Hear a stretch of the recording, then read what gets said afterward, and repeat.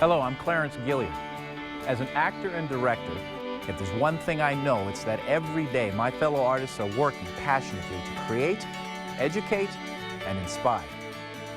Join me on a journey as we go behind the scenes with the nation's most talented artists and revered institutions. This is Artscene. Sharon Gainsburg's got a stone carver's determination to bring the art out in all of us. Many in her popular stone sculpting classes say Gainsburg's teaching has changed their lives. Let's take a look at Gainsburg's work and see how her classes are bringing out the best of her students' creativity.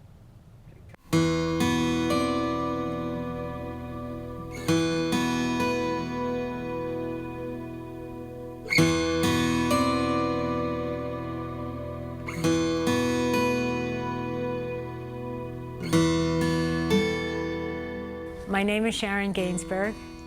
I'm a sculptor, teacher, and creativity coach. I have been sculpting now for 40+ years. I have been in Las Vegas coming up on 9 years. This is a sculpture that I did recently. It was a very thin piece. This stone comes from southern Utah. Here we have a piece that is local, and this is called root beer or Nevada alabaster. I'm originally from Philadelphia, where I started sculpting in clay when I was 20. I stayed with clay for 10 years. Someone saw my clay work and said, "Oh, you have to take stone." And I bought a piece of stone and 3 hits on the stone, and that was it.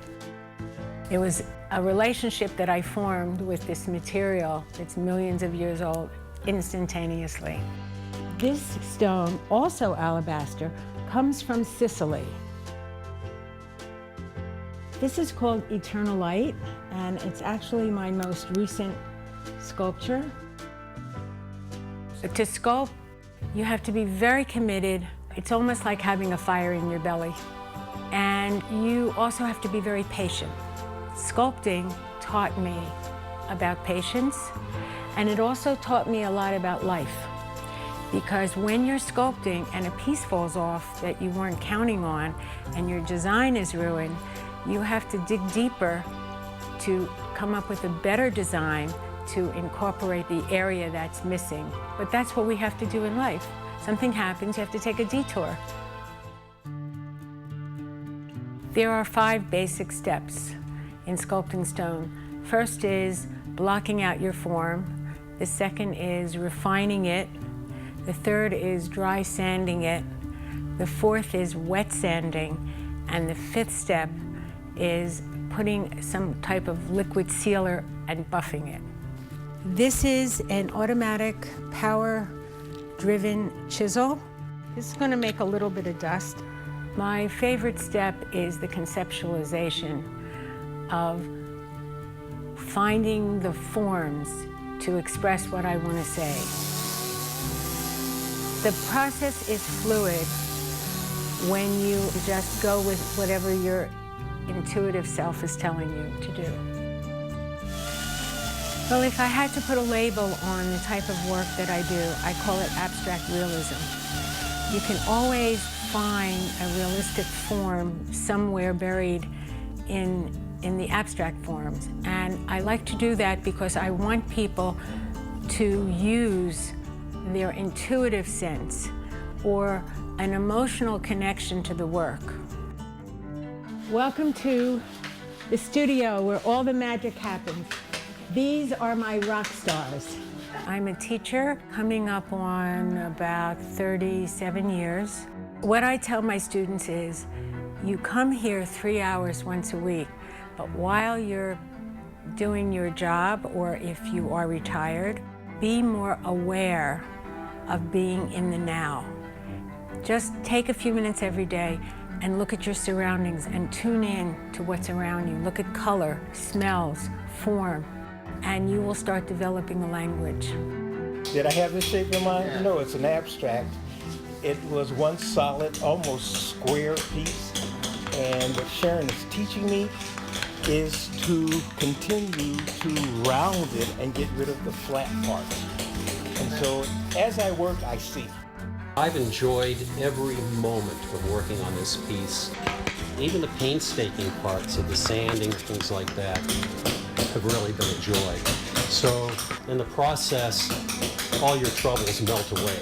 I believe that we are all creative, but most of the time the focus on one's life is providing an income, and we put creativity aside. In every way, it is worth, I mean, I couldn't be paid enough to have the fulfillment and the joy that I have out of this. I just feel alive again. You know, there's something that tapped that was inside of me, a passion of some sort that I just never realized until I started sculpting. I can barely tie a ribbon, I can barely tie a knot, but I can sure bang on a rock and create something. To me, it's a spiritual thing because God chips at us to try to make us come out beautiful, and it's just too amazing for me. There's a universal consciousness that stone has. And if I told students when they took the class, they would say, cuckoo, but they get it once they start working with it. When a person is dealing with frustrations in life, they're going through rough times, and we all have had it. Come here and take it out on the stone. Be kind to each other, but take it out on the stone. Beat the heck out of the stone. People need to get in touch with a piece of their soul that they never knew existed. When you believe in something and you stay with it, and you believe in yourself for so many years, the rewards are great.